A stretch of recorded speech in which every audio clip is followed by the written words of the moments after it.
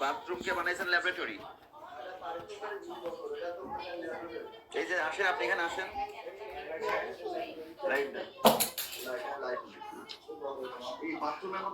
বাথরুমকে আপনি বানাইছেন ল্যাবরেটরি, মানে ক্রিম তৈরি করছেন।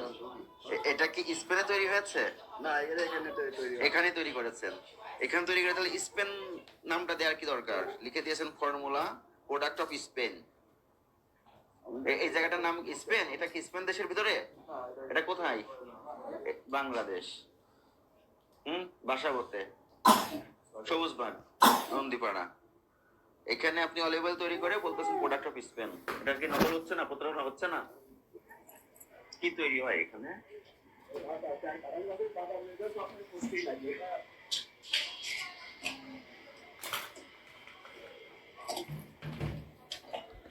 দর্শক দেখেছেন, এই হচ্ছে বাংলাদেশের অবস্থা।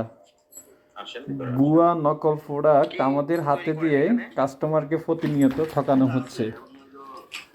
বলতেছে মেড ইন স্পেন। আমরা আসলে প্রতিদিন কতভাবে প্রতারিত হচ্ছি। সরকার এই বিষয়ে আরও বেশি কঠোর অবস্থানে যাওয়া দরকার। মানুষদেরকে বিভিন্ন রকম কেমিক্যাল দিয়ে দিন দিন রোগ নতুনগুলো দেখান।